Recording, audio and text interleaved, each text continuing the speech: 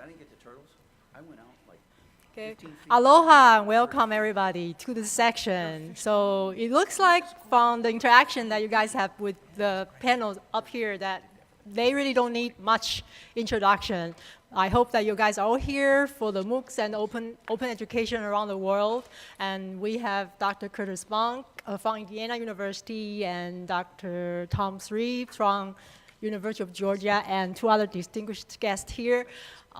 As you can see, you're up for a great treat because they're very busy signing all those books, and they're going to, I suppose, give away to all of you or some of you or many of you. Maybe there's some kind of drawing competition going on, so you might have to pay attention to what they're going to be saying. Okay, so without further ado, welcome.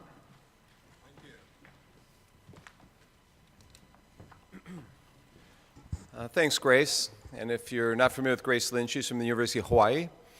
And my name's Kurt Bonk, and if you've read my book, The World is Open, it's really due to Grace's help that book even exists. So she was a big help there and a big help again today, helping run this conference and throughout the week. If you have questions about Hawaii and University of Hawaii, they actually have a get-together on Thursday afternoon late in the day with maybe some free drinks down in Kona. So talk to her about that. They're having a student recruitment session on Thursday afternoon. The University of Hawaii people are here for that. So that's one thing I just wanted to mention briefly. This book project that we're going to talk about here today is, and basically most of the session is going to be Q&As for us about MOOCs and open education. You're going to get a chance to ask questions. Everyone who asks a question that we can answer will get one of those special issues. A few of you who ask questions that we cannot answer will get a special issue and a book. Okay, so we'll see how many of you can stump the audience, all right? Stump the Bunk and his panel of merry friends. So we've got a couple of people joining us, and I'm hoping we get Karen Swan here from University of Illinois, but apparently the travel budgets have been cut and they're not allowed to travel from one room to the other. Illinois has got a serious deficit, apparently, and so she's got to run off for a free coffee break, I think, right now, so she has to pay for it. Some truth in that, if you've been, anyone from Illinois here? So we don't care about Tom, so we can pick on Illinois people. So I've got Chris Evers with us from Indiana Wesleyan, and Chris wrote a piece in the special issue related to remedial education and MOOCs and the benefits thereof with someone named Shoba. And we also have Chuck Severance with us, and Chuck and Chris are going to each introduce their respective pieces for a couple of minutes, 3, 4, 5 minutes, and explain what they wrote. Chuck is our keynote tomorrow as well in the morning, and Chuck has a piece on his adventures in doing MOOCs all around the world and making MOOCs more personal. And I shouldn't steal his thunder here, but he has a unique way of delivering MOOCs that no one else in the world has attempted, from what I understand. It's one of the most interesting ways to spend your office hour times and record them. Tom Reeves will recap here after the four of us or three of us talk a bit about the projects. 2 years ago at eLearn, we had a symposium on MOOCs and open education in Las Vegas. How many of you were at that symposium? So Cynthia, you have a chapter piece in there as well. So Cynthia, why don't you come up and grab a chair and talk? Why don't you come up and, if you have a second, she's, and we'd like to get a woman on the panel anyways. She wrote about instructor role and instructors teaching online and interviewed a number of people who have done MOOCs. So it's no longer be a male-dominated panel. She's from National University, where Tom Reynolds is from. Now, Tom Reynolds is not with us. He's flying right now to join us. He has some almost had eye surgery today, but he's delayed a month, and his doctor said he could come. So he'll show up tonight. He's the fourth one who hasn't signed all these. So tomorrow morning, before the keynote and at the there's a SIG for the development countries. We're going to give away more books if you come to the SIG on developing countries, where Tom will sign. You get all 4 signatures on both the special issue and the book. We did the special issue after the MOOCs and Open. How many of you again were at the symposium? I'm just curious. Okay, 1, 2, 3, 4. We're there 2 years ago, right? Oh, remember your question. Yes. I remember giving you the microphone. Okay. So we had that all-day symposium, and at the end of it, we solicited articles. And it took us a long time to put those together into the special journal issue. And as we were doing it, it dawned on us that we could get the keynotes that gave speeches that day to write the foreword to a special book we might do. And so we decided to solicit pieces for a book with Routledge. And that book and special issue both came out around July 1st, actually a couple days before July 1st, but let's just call it July 1st. So both have existed for maybe a few months and almost came out simultaneously. There are 8 pieces in the special issue. There are 32 pieces in the book. So we've been editing about 40-odd pieces on MOOCs and open education around the world. There's a section in the book about quality contents, evaluating quality, because that's an important aspect of MOOCs today. People want to know about quality. Dr. Reeves and I wrote a piece in the special issue about evaluation and quality as well. There's also a section in the book about instructional design and designing courses. And Dr. Severance, Chuck Severance's piece is in that section of the book. There's also a section in the book on corporate education. Corporate education is growing. If you've read Ford's magazine this past couple of weeks, you've seen a lot of stories on MOOCs and open ed. The corporate world has started to embrace it for various reasons, whether it's dealing with vendors, whether it's retention of employees, or using Googler to Googler kinds of things, Google employees teaching other Google employees about mountain climbing or public speaking or family planning. There's also a section in the book on the future and where we're going, and we have the Open U in the UK. FutureLearn wrote a piece in the book. We also have the Commonwealth of Learning out of Vancouver writing about the developing world, and the World Bank Institute wrote about developing world, as well as people from African Virtual University and folks from Malaysia, Indonesia. There are 13-odd chapters in the book, including chapters from New Zealand, Australia, chapter from South Africa, Germany, Netherlands, UK, Ireland, Canada, US, and I'm blanking on a few other. Tom Reeves, Japan is another. The Philippines is another. And we didn't get China, although I just spent 2 months, or a month in China back in June, where they actually renamed a building, the MOOCs Times building. They're doing so much interesting things with MOOCs there. We also have a section in the book on critiquing MOOCs and open education from people like David Wiley, and the person who wrote the foreword to the book is George Siemens, who did the first MOOC with Stephen Downes. There are probably 1 or 2 other sections of the book that I'm blanking on at the present. We have a research section in the book, and I think that pretty much rounds it out. Here is a website for the book. You can all go there right now and download the preface of the book for free and many other pieces. There's actually a link here called Free Stuff. So if you click on Free Stuff, you can get various things that we've written that's under free. And by the way, I have a free book. If you go to my homepage and click on, I have a free book on motivation and retention online. Just a little aside, if you would like a free book out of this session, you can download that right now as well. But in the MOOCs book, there's a link here in terms of the reviews of the book. And if you've met someone by the name of Mark Kircher, you would see that even his kids are reading the book. Jay Cross is reading the book. There's Mark Kircher's little kids are reading the book. So as you saw from the homepage, even little babies are reading the book. Everyone's reading this book. Okay. So what we've tried to do is represent. I mean, no one can totally, but what's happening around the world, we only have about 14 or 15 different countries represented out of 200 and some countries we could have.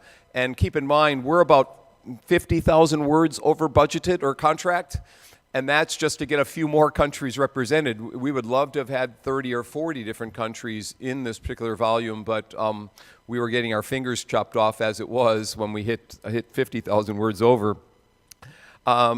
The other thing we tried to do in the book is to get to represent the issues a bit, whether our issues of pedagogy, issues of retention, which we discussed yesterday in our workshop. Dr. Reeves and I had a workshop on MOOCs and open education, issues of what's happening in the developing world, as we mentioned, whether or not MOOCs are helping the access issue that people have been talking about. Gender issues. There's a chapter on a feminist MOOC, which actually is called a DOCC, a Distributed Open Collaborative Course, where 7 female professors who are teaching the same course at different universities across the United States banded together to collaborate in a unique way in offering the same video contents, but having a different syllabus and different delivery mechanisms after that opening video that each class watched. So there are derivatives of MOOCs. Not everyone teaches and utilizes MOOCs in the same way. Some people are using MOOCs to flip their classrooms. Some people are utilizing MOOCs to supplement the gaps. Some people, like myself, are having students watch a MOOC while they take my class, and they basically get 2 classes at the same time. So there are different experiences today that are being offered via MOOCs, and different issues that are being raised within both the book and the special issue. In the special issue, we also have a piece on what's going on in China. Dr. Ke Zhang has a piece on China. We have a piece on, as we mentioned, on instructor roles and remedial education, as was mentioned there. We also have the research summary. Vicki Williams at University of Pennsylvania, or Penn State University, looked at what research has been done in the area of MOOCs and open education. And I'll let Tom recap what I forgot. There's a couple other pieces in the special issue, and Tom can flip through it and talk about that. So I'll end there on my part and turn it over to, maybe I should turn it over to Chuck Severance, because he has a chapter in the book. Then we'll go to Chris, and then we'll hear from our other panelists here who will talk about what they wrote for the special issue. So, Chuck, you want to give us a little sense of what you were working on? Yeah.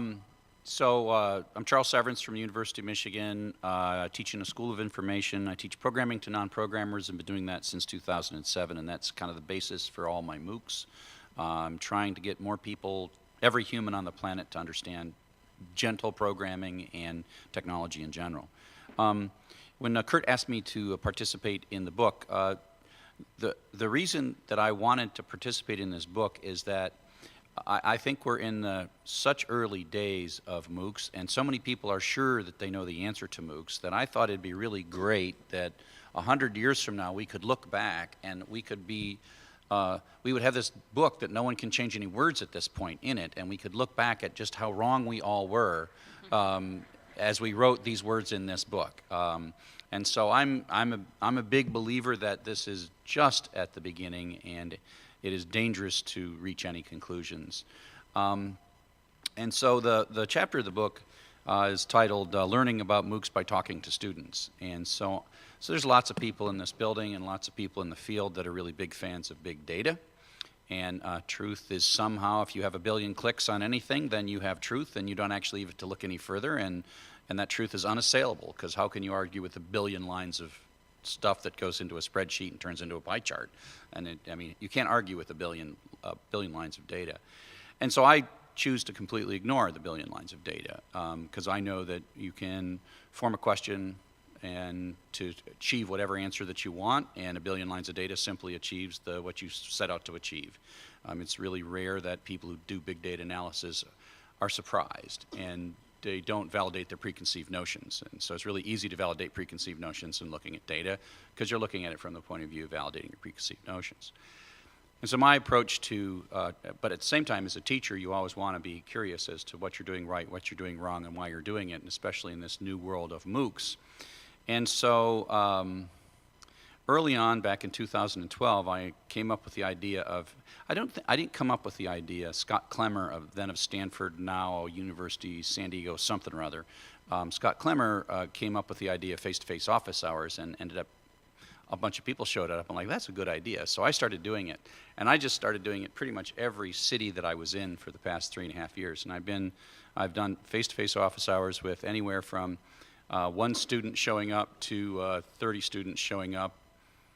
Korea, London, all over the place, right? Everywhere I go, I just like take an hour or 2 out and sit and meet with my students. And it's, I call what I'm doing the smallest of small data, right? It's the opposite of big data, where you just have a cup of coffee with a student and you ask them what they're thinking, why they're doing this, and they ask you what you're thinking and why they're doing it. And no one ever talks about the course. Everyone talks about MOOCs, right? What's a MOOC? Why are they doing it? Is there some dark underbelly of this thing? Who's gonna take my cheese away after I get to depend on this thing? And is there, what? And of course, some of those questions have answers, and some of them don't yet have answers. And what I found, and I talk about it in the chapter, what I found was that every country is different. Even subparts of countries, the difference between what people in New York City are feeling and what people in Miami are feeling, and how they see these MOOCs and how the MOOCs affect their lives, are very, very different. And the interesting thing is, as a teacher, I after all this data and talking to all these people from all these diverse cultures, ages, genders, et cetera, I actually haven't changed my teaching practice hardly at all. Because what I realize is ultimately my job is to create an educational experience that they're going to like blend with their world, and they're going to blend with their world in a different way. Whether they're already making six-figure income and they just want to prepare for the next promotion, or if they're a homeless person who has been kicked out of community college because they flunked a course and their federal aid is no longer there, or a person who's 50 years old and lost a lifelong job and is trying to retrain. And the answer is I don't exactly know how to handle each of those situations except by giving super flexible material that has very loose copyright, Creative Commons and all that stuff, to say, look, you find your way to make this useful for you, and I will give you all that. And then, to some degree, in the running of the course, you let the students construct their own world. And the students, in a sense, will bend that course. And the course is not a perfect thing. The course has flaws in it. The students find and fix the flaws themselves, and each time the course happens, what flaws they find, how they construct the things around the course. And so the course is all this like partially finished work in progress that needs the students to finish it, and they all finish it in their own way. And I'll close with a little anecdote in the very, very first class I taught in 2012. And in 2012, the average MOOC student was a little more insane than the current MOOC student, because they were the people who found out about a MOOC all over the world when less than 0.001% of the population. You go in rooms like, have you ever heard of MOOC? And like no hands would go up. In this room, of course, all hands go up. But average rooms, nobody's even heard the word. I do this all the time. Talk to a random person, have you even heard the word MOOC? No. Right? So the people in the first classes in 2012 were a rare breed of crazy people from all over the world. It was a broad geographic distribution, but they were all deeply plugged in, somehow able to figure out something that, to us, some of us, we'd heard the word for at least 6 months, but others had not. And so at one point I did a peer grading assignment. I could talk a great deal about what I like and don't like about peer grading assignments, but you got to make a rubric. So I made this rubric. And to give you the sense of like what happens when you let go and let the students construct their own world, a discussion thread popped up about how terrible the rubric was as soon as I released that assignment. And there were some fierce people who were fiercely talking about bad rubrics. So I show up and I go like, yeah, I'm sorry that rubric was so bad, folks. And I took this one woman, I think her name was Deborah, that seemed to be the ringleader of the revolt against the rubric. And I said, Deborah, why don't you curate a new rubric, right? Why don't you just, instead of you just criticizing me and cutting me down, I didn't say it this way, but I just said, Deborah, I just hereby, I appoint you the queen of the rubric for the rest of this course, okay? And so you are going to, and they started a new thread, and then they had this little file, and they would edit this file in the rubrics, and they would fight amongst themselves, and they worked their way through a better version of the rubric. And I'm like, thanks, Deb. So the next peer grading assignment came out, was exactly that rubric. And I literally have not changed a word of the rubric since 2012, right? So this is an example of the constructive nature of what seems to be a dude talking a lot with some quizzes and some whatevers, but instead the constructive part happens around it to the point where it's naturally incomplete. It naturally doesn't fit every user. And so this is what I've learned, and that is that it's okay to sort of let a construction happen, let the students instance this class themselves, and every class is fresh and new. And then these people who are these natural leaders, they become your next teaching assistants. And so what happens is when you have a notion that, and you model with your own behavior that it's okay to challenge you, I'm the guy in the front, but it's okay to challenge me, and it's okay to be Deborah and just shoot me down and blast my rubric, and I'm not going to come back blasting back at you, but instead I'm going to promote you into the queen of the rubrics, right? And so what you find out is once you model that kind of behavior and you allow people to join the community and allow people to earn and assert leadership and you support that, then you create this crazy self-perpetuating creature that you could never create yourself. And so I've had teaching assistants now. I got like 8 or 9 of them, and they probably spend 20 hours a week on this class for 0 pay whatsoever. I mean, it's just amazing to me the kind of passion that they bring to this and how they, coming from within the course. And we try to take really good teachers to be teaching assistants in these courses, and they're great face-to-face, but they're terrible in this environment. And the only people that are successful in this environment are the people that were sort of forged in the environment. And so, for me, none of what I just got done saying can be captured in a billion clicks, right? None of it, it's all very personal, it's all very passionate, it's all very human to human. And yeah, we got this big gadget that runs on Amazon that lets us come together ultimately, but that gadget and that content and even the guy giving the lectures is a small part of it. And that's what I tried to kind of capture in and among all the other people that are sure they know what the answer to this is, that I'm just clueless and stumbling forward and barely able to figure anything out. Thanks, Chuck. Let's give Chuck a round of applause, actually. What he didn't tell you was how many MOOCs have you taught? What do you mean by how many? What mean how many? Do you mean students? Do you mean? No, how many MOOCs, how many courses? Well, I started with one on internet history, then I had another one called Programming for Everybody, and then I had 2 for a while, and now I have 6. How many I have completed 5 classes? 5 Python classes and 1 internet history class, and I've completed the Python class now. The internet history class ran 7 times, but then we turned it into self-paced, and then the Python class ran 5 times, and we turned that into self-paced. So you've done more than a dozen MOOCs. Well, I mean, it's really more of like 6 preps, basically. 6 preps. Okay. Taught probably 15, 20 times, but 6 preps. 15, 20 times. Wow. Yeah. So, and the internet history course, if you get a chance, peek in at that. There's some really cool video content that Chuck's been developing over time, and you might want to ask him about that, the video contents actually, and how he was able to develop. Because if you're going to develop a MOOC, you might be developing similar kinds of things, maybe not flying all the way to England to do your videotaping like he's going to be doing again coming up, right? You're going back to England to Yeah, we're going to have a Bletchley Park class reunion, basically. Because I claim that the history of the internet started at Bletchley Park during World War II. Imitation Game finally has got a movie, so everyone kind of understands this. But so yeah, I'd have to check. I think I got about 45 people coming to kind of like the class reunion that we're going to do on October 31st at Bletchley Park.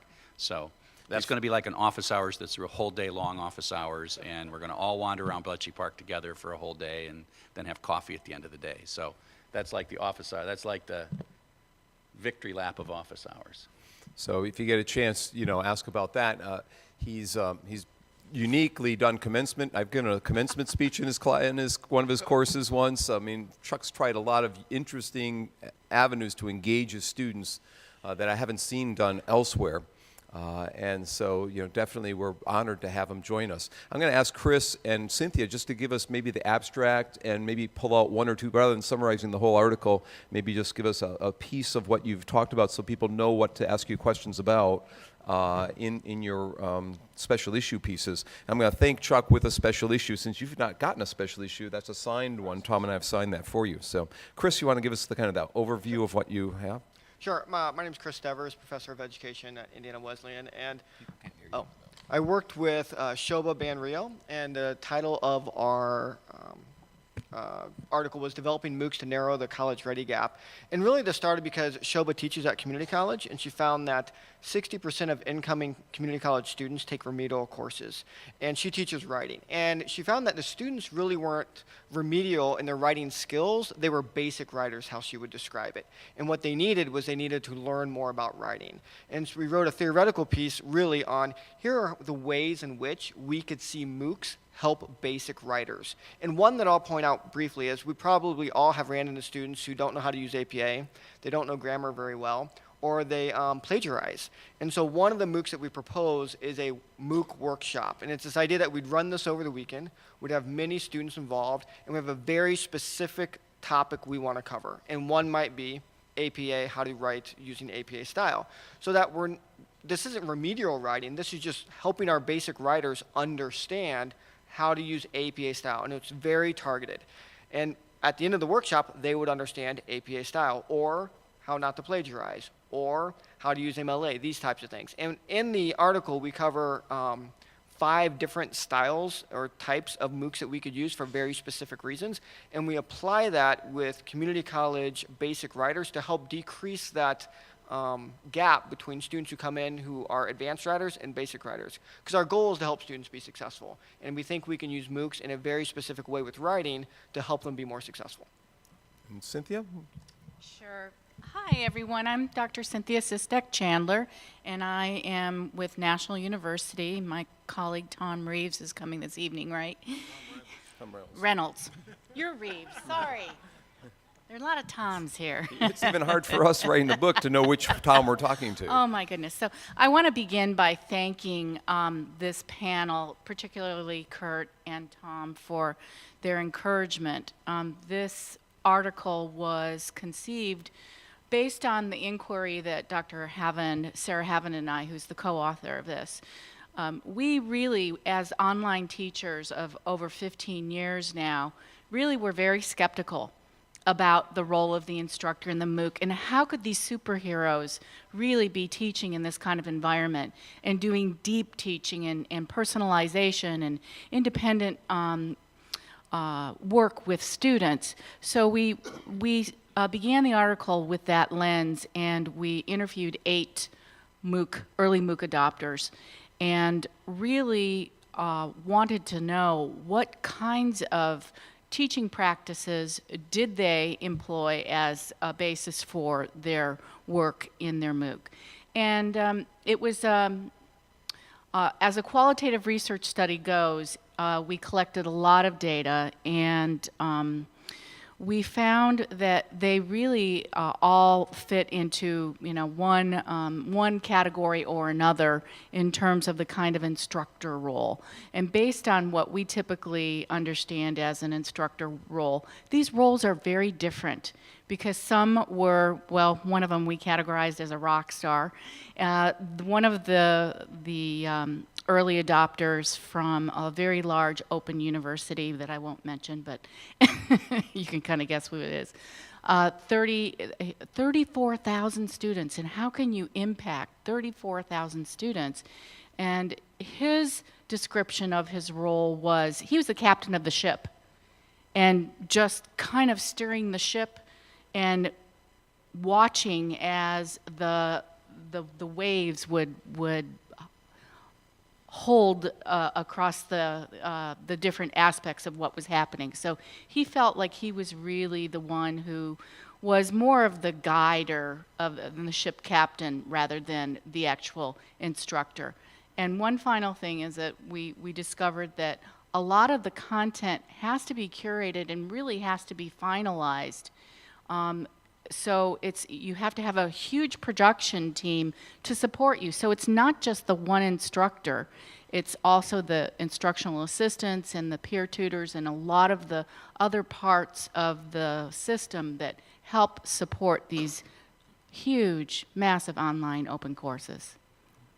And Chuck got at the ecology of learning, and in chapter 14 of the book, Paul Kim, who was a keynote at this conference a couple years ago, just talks about that, the mini ecologies that evolve out of MOOCs. And you kind of resonate with that same point as well, Cynthia. So we've heard about this notion that what you expect to see happen is not often what does happen. The students support each other in ways that you don't necessarily see in a face-to-face class. They're there to share and learn and grow and so forth. Tom's going to recap us a bit before we go to Q&A. So, by the way, as I mentioned earlier, Dr. Tom Reynolds, I'm doing it now too, Tom Reynolds will be joining us later tonight, and he'll be signing some of these books when he gets here, so we're going to hold some of these till tomorrow. Dr. Mimi Lee sent these over. She couldn't join us here, but she did sign some and send them, so the signature exists on some of these books from her as well. And so, Tom, you want to give us a recap? Okay, thank you, Kurt. I'm not going to go so much give a recap as just make a comment, because I really want to get to your questions. And but as we started this whole process, it was kind of the excitement about MOOCs was still very strong. And then as we moved into getting the chapters edited and the wonderful articles and the special issue and so forth, well, the bloom was off the rose a little bit, and people were talking about, this MOOC thing is fading out and so forth. Well, I kind of feel that now the pendulum's swinging back the other way. And as Mark Twain once said, reports of my death are greatly exaggerated. I think reports of the demise of the MOOCs are greatly exaggerated as well. Just this morning, I Googled in Google News, I looked what's going on in MOOCs. So one of the first articles I found was about a MOOC called Brain Chase that was run this summer for 2,000 elementary school kids between grades 2 and 6, and they had over a 50% completion rate. The whole idea was that rather than these kids suffer the summer lag that a lot of students have in elementary school, these kids, and this guy who's written the articles talk about his 2 9-year-old twins who were amongst the 50% completers of this 5-week MOOCs that were helping them in summer learning. Yes.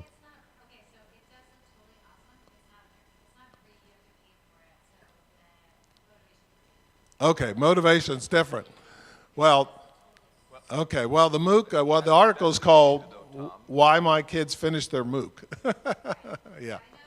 Okay, but okay. Why is it? So our MOOC's supposed to be free.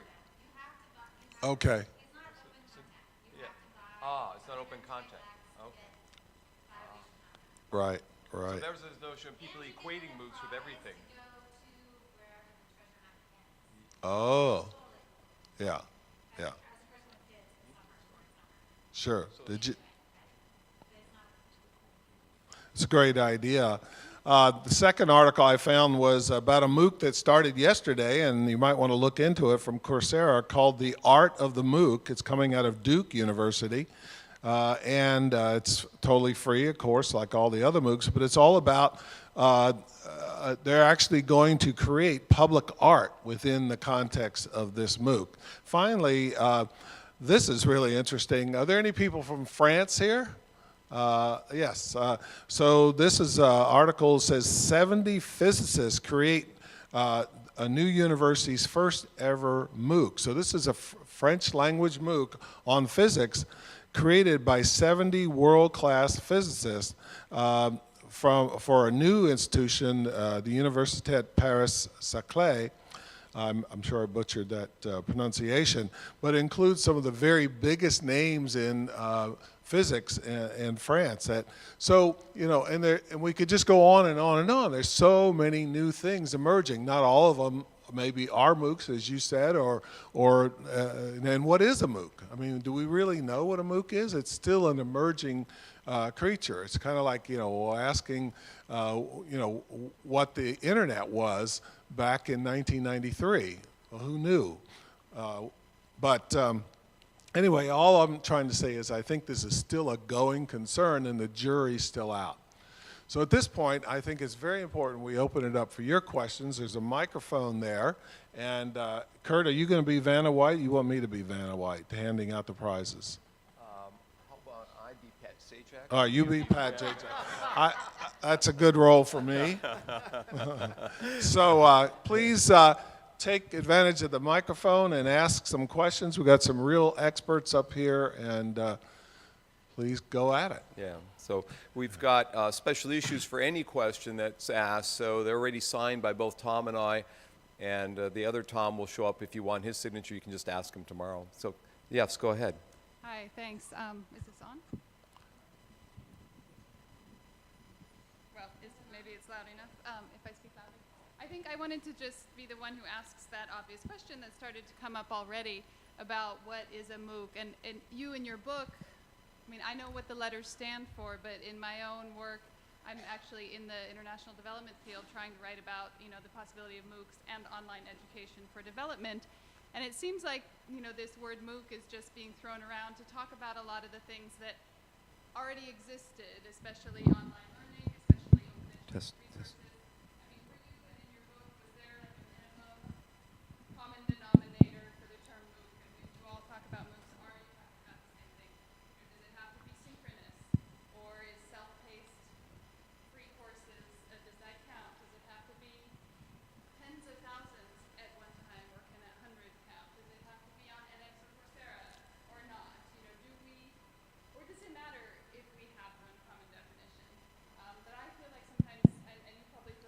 I think this works. Okay. You may feel this way too, Cynthia, that if you've been in online education for 10 years, to start seeing people talk about MOOCs as if it's something new and revolutionary when, we've had online learning around a long time. So giving it for free is something new now that there's a business model to do this. But sometimes I feel like maybe we're doing a disservice to all the great open universities and online education that have been around for years and years by suddenly talking about MOOCs as if it's revolutionary. But so I'd like your thoughts on, do we have a common denominator for what a MOOC is? Do we need one? Or can we just continue to use this acronym to describe anything new in the online learning space? Thanks. So I'll start off here. It sounds like you want a primer, and Tom Reeves and I and Tom Reynolds and Mimi and I have just written a primer for a book chapter for Dr. Bob Reiser's upcoming book on, he has a undergrad or a graduate school textbook on instructional design and technology. And so we've written a kind of a primer on what MOOCs are, business plans around MOOCs, instructional design issues, quality issues, questions, all this kind of stuff, and try and get at some of these issues that you've raised. And I will apologize because I was dealing with the microphone. I didn't hear anything that you said. So I don't know what the question was, but so can someone on the panel restate the question? What is a MOOC? What is a MOOC? Okay. So I'm a product of correspondence and TV courses, and my life changed through that. And many people's lives are changing because of MOOCs today. As I said yesterday, Vikings on ships in the 1200s were taking books to remote villages, and they were doing correspondence. And you might look at that as a way of getting education out in a unique way, in a distance learning way, and it's not online, but it was kind of open in some ways. Ships are open. I don't know where I'm going with that. But so is our MOOCs different than what we've done? It's an evolution. So Fatima walked up earlier and said, you've written a foreword to a book for Badrul Khan's upcoming MOOCs book. Badrul Khan and some others have edited a book. And we've basically gone from 1994, April 4th, 1994, Netscape went public. 7 years later, April 4th, 2001, OpenCourseWare was announced by MIT. Exactly 7 years to the day later. 7 years later, 2008, George Siemens said, let's make the MOOCs free to the world. And now, 2015, 7 years later, MIT said, let's put the master's degree up on the web, half of it being free. It's an evolution that we're seeing. And the evolution just happens in the third iteration of that evolution. That third phase happened to have gotten the name MOOC. But we've been evolving in this well before that first announcement from Netscape in 1994. Well before that, we were doing online learning. The first course taught out of University of Toronto by folks, Star Roxanne Hiltz and Linda Harrison taught a course in the 1980s. Okay, so people are doing fully online learning back then, opening up courses in that way. And this has evolved into something that we're calling massive open online courses. But as I said, correspondence courses, Pony Express courses, and other things existed before that. This is just an evolution of things in some ways. And companies have evolved because they've monetized this. And Chuck can get at the monetization of some of the certificates and whatnot, which we talked about 2 nights ago. It's amazing how they've done this. I mean, so we do discuss business plan kinds of things in there. Does EDX and Coursera own the market on MOOCs? Of course not. You and I can do a MOOC tomorrow. I mean, can create something and call it a MOOC. It doesn't have to be from Coursera, Udacity, Udemy, or any of these companies out there. Your grandmother could do a MOOC, right? If she's still alive, or grandfather could do a MOOC. That would be more interesting. Yeah. And Chuck, do you want to? Others can talk. Yeah. I'll answer. You can jump in and grab if you want to talk. Because I will just talk forever.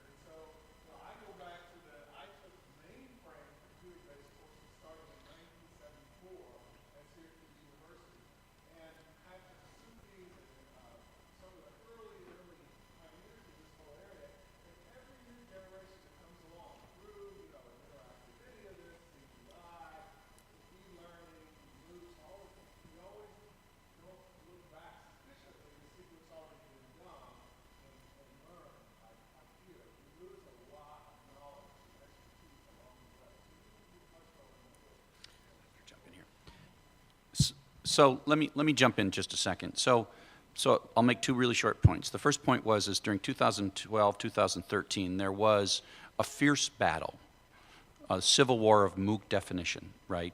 And there were two schools of thought, and they were at war with one another, and the war was not pretty. That was a pointless exercise. To me, the definition of the word MOOC, I would rather we just let anybody call themselves a MOOC that feels like it than try to define it. Because that very painful 2-year period where someone said, MOOC is TM me, I came up with the word, so you can't use it, and I get to define it, that was a pointless exercise. From where I sit, all MOOC means is the permission to take a risk and to do something differently, both from an individual and an organization. At my school, where I come from, it's a residential organization with the world's largest football stadium, right? And that's part of our pedagogy, is having a large football stadium. And the word MOOC gave us permission to teach online and give it away. And so for me, MOOC is just a way to give people permission, and organizations that house those people, to say, you know what, give that a try. And it's just a MOOC, so whatever, right? And so I think the expansive definition of MOOC is the thing that will move us forward best.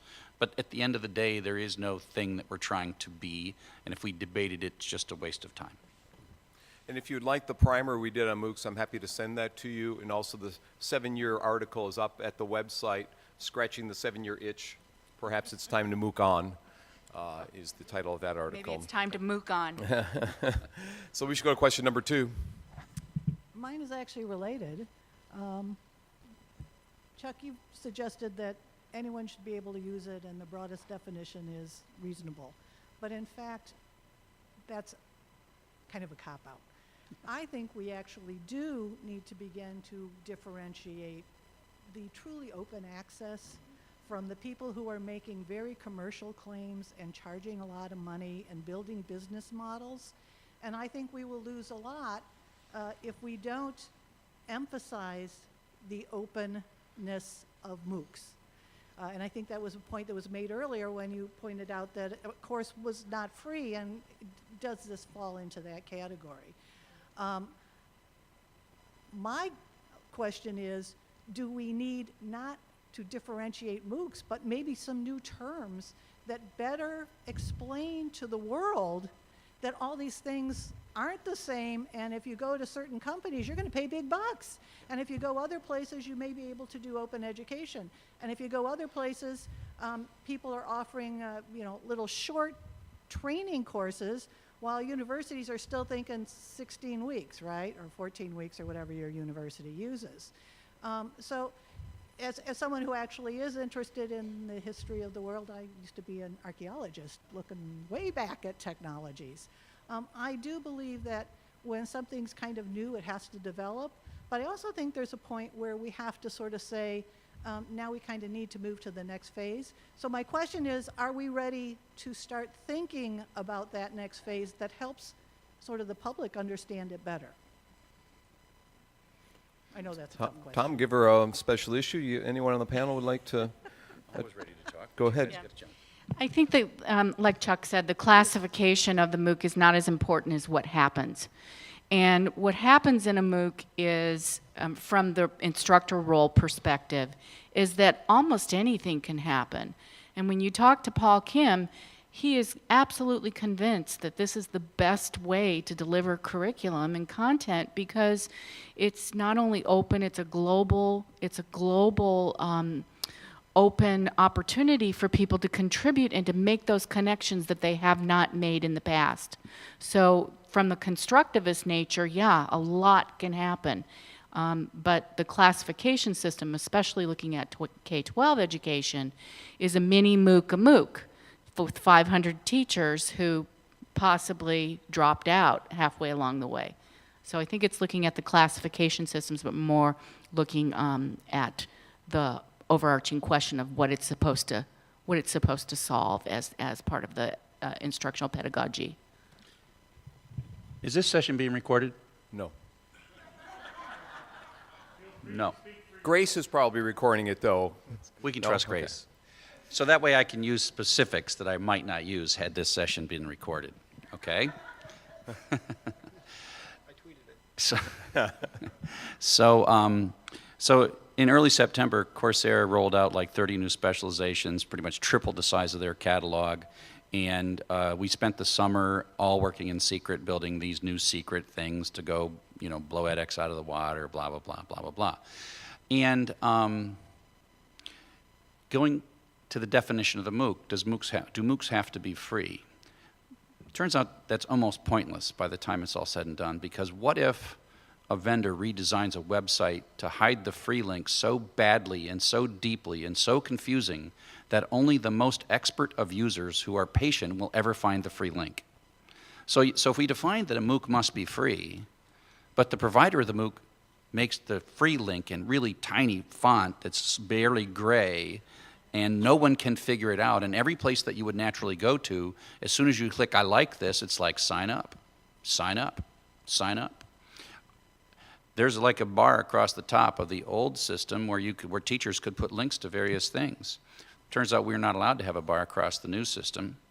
And they're like, oh, well, our designers decided that that's not a good idea. But it turns out there is a use for the bar across the new system. It is to continuously annoy the students to sign up and pay for said course. And so this is where fighting about the definition and like having we can sit in this room and we can like say, call bull blank and say, okay, that's kind of crappy, right? Yes, it's free technically, but you have just gerrymandered the user interface so badly that it's hard to imagine. So the answer is the market's going to sort this out, right? Whether Coursera made a good or a bad decision, hiding the free thing and blasting the non-free, will they lose people? Yes, they will. Will they make more money? Probably. But then here's the more interesting thing. Will there be faculty who will choose not to associate with that organization once they see this? And that's a different form of the market. So this whole thing is really, really complex. And so fighting over a definition, some little check scorecard, that it's so easy to cheat and make the check boxes yes, but make it so that in reality it hardly is whatever. So that's the danger, is that this thing is really a mess and complex. Let me point out two things that are free. The preface to both the special issue and the preface to the book are free. And they do have, to answer your question, they do have sections where we discuss the derivatives of MOOCs. There are things called SPOCs. There are things called MOOCs. There's now a new term called a GROOC, G-R-O-O-C. It's for social entrepreneurship. And if you were at our workshop yesterday, you can download our slides from our workshop at trainingshare.com. We did a workshop on design-based research around MOOCs. If you go to trainingshare.com and go to archive. But if you go to moocsbook.com, MOOCs book, plural, you can get the preface to both, where we discuss the terminology a bit, as well as in that primer we did. So terminology is important, but we're still at the early stages of some of this, so it's evolving. And I know you've been trying to talk, and we've got a line, but we'll go ahead and make yeah.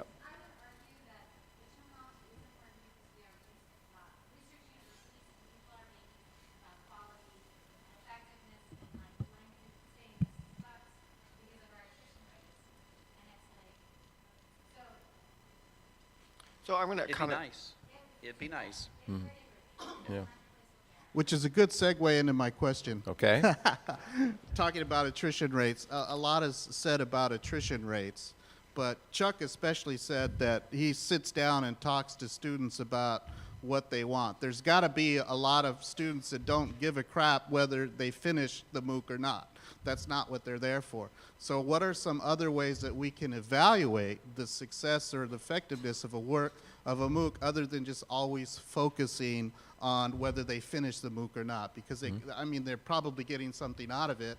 So what are ways that we can get at that information to show that, well, completing isn't the only way to look at things?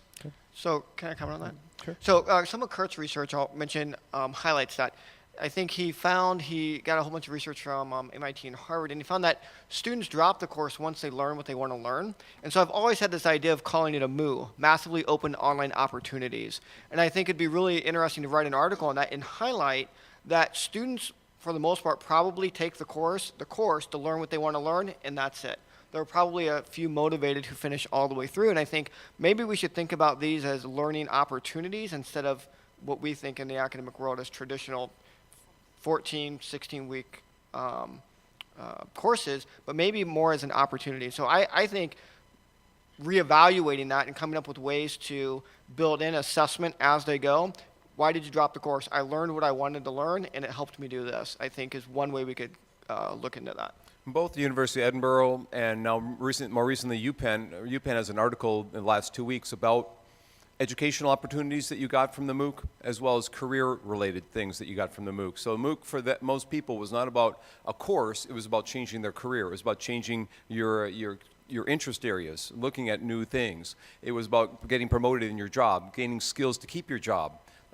Getting new interests so that you maybe enter a university after taking a few MOOCs to go back to school. So they're transitionary things. They fill in the gaps in for some people, they fill in the gaps in your undergraduate instruction or in your master's degree instruction, or they push you into new territory that you hadn't discovered. It's not about the course per se, it's about the content that fits in the gaps, that changes your life, and life change to me is the most important thing we should be looking at in terms of MOOCs, not engagement in the MOOC and who dropped out of a MOOC.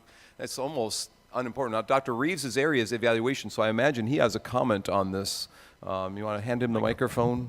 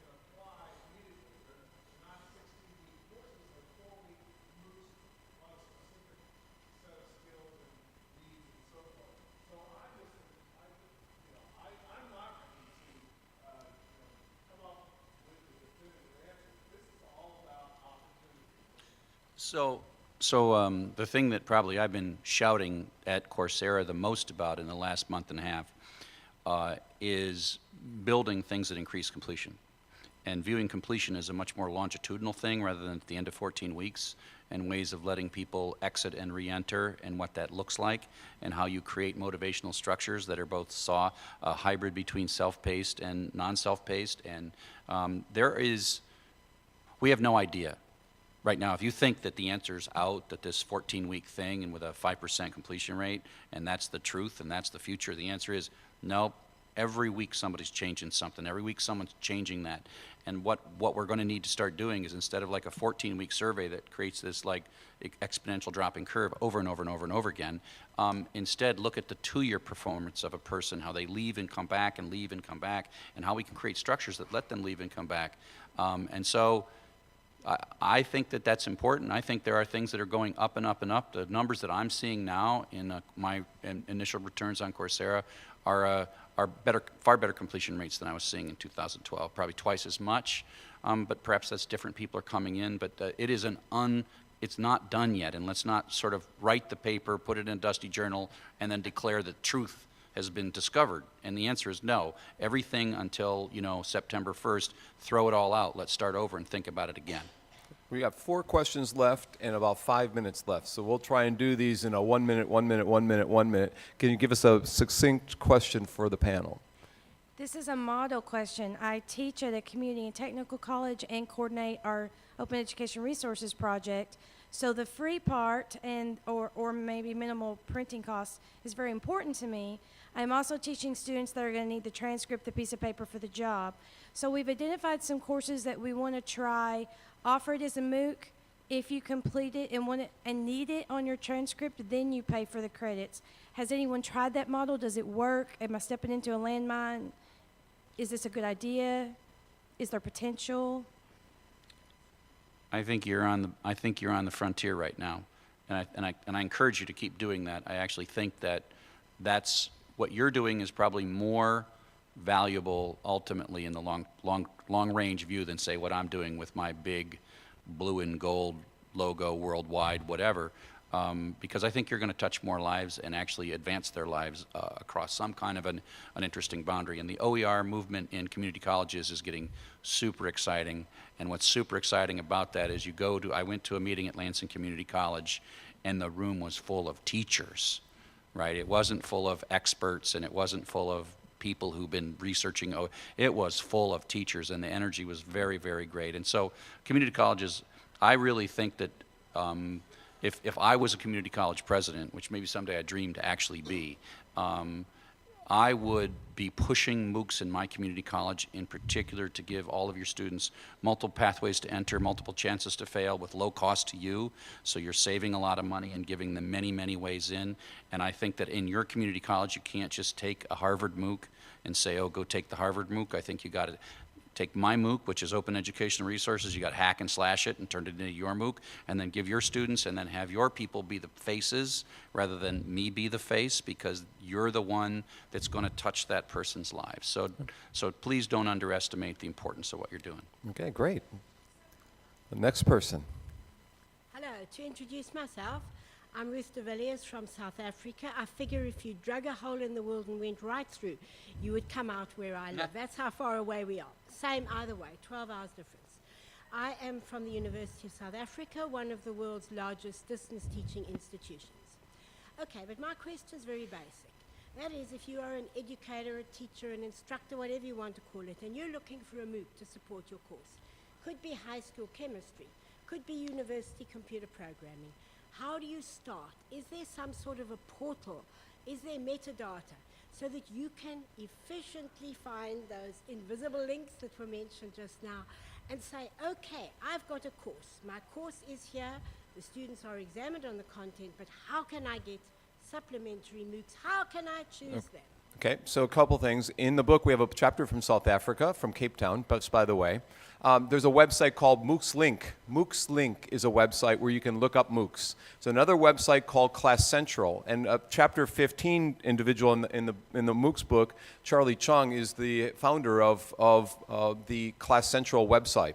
So Class Central, MOOCs Link. There's the Open Culture website from Stanford, which lists MOOCs and open education. And then finally, you can go to Coursera itself, you can go to EDX itself, you can go to any of the MOOC vendors and find the courses that they're offering. But Class Central indexes MOOCs across the sites.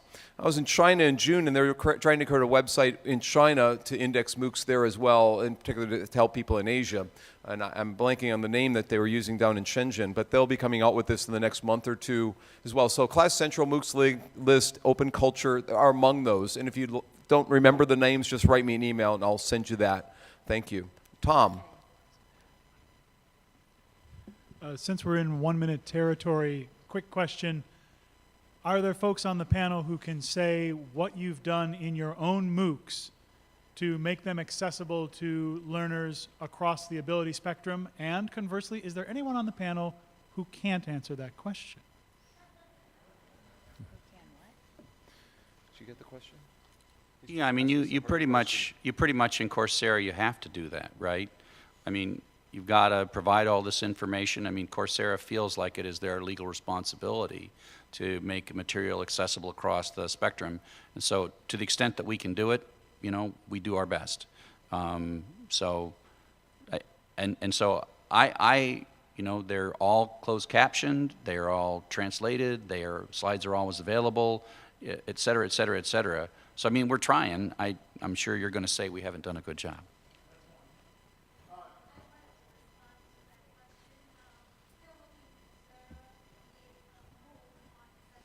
Great.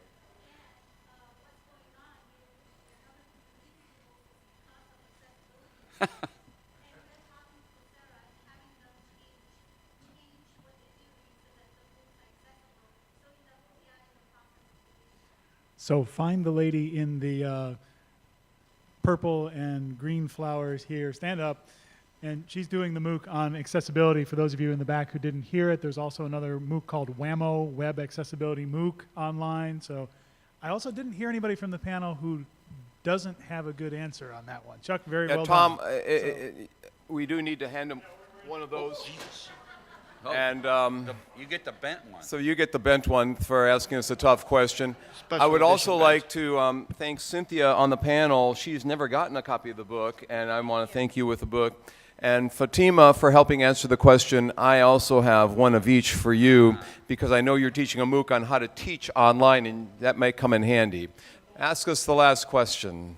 So, does the last person get 2 books as well? What was that? I missed that. So, I'm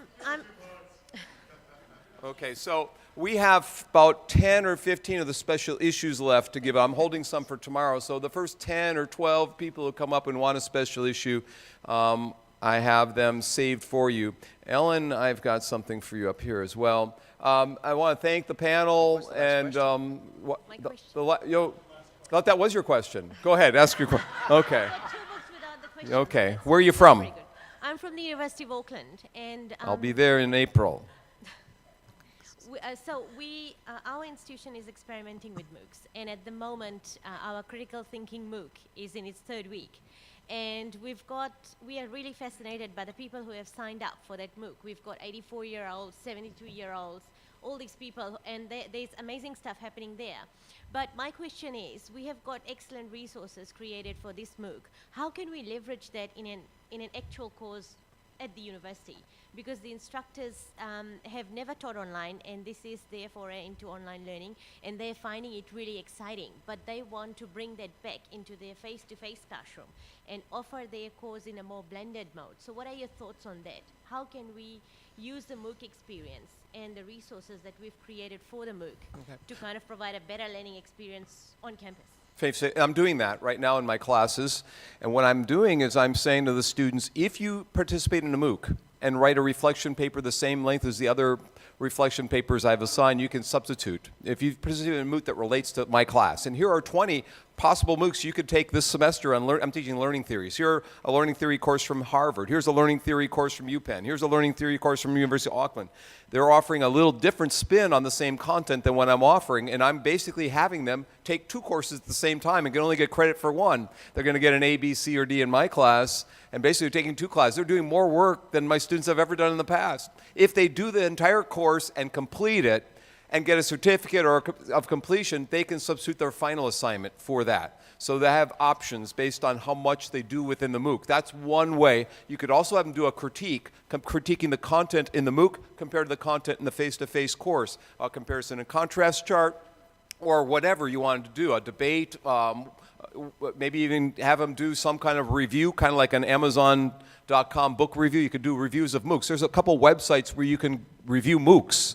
And what I do with my class is if they've done a book review, they get a couple bonus points for doing a book review. If they do a MOOC review, you might, so there are, I forget the name of the MOOCs, what? Course Talk. Course Talk is one, right. I've seen Course Talk. Rate My Course, I think, is another one. There's a couple of these, they have catchy names to them, so you can rate. So those are 2 ideas of how you can use MOOC content to get students. Now, flipping the class is a 3rd idea. Having students watch the video of the MOOC instead of watching your lecture, come to class and do discussion and debate around it. Chuck and Chris and Cynthia might have alternative Yeah, I just ideas. have a quick comment because of time. Remember when Chuck mentioned he wrote a rubric, they used it, thought it was terrible, and then it one evolved?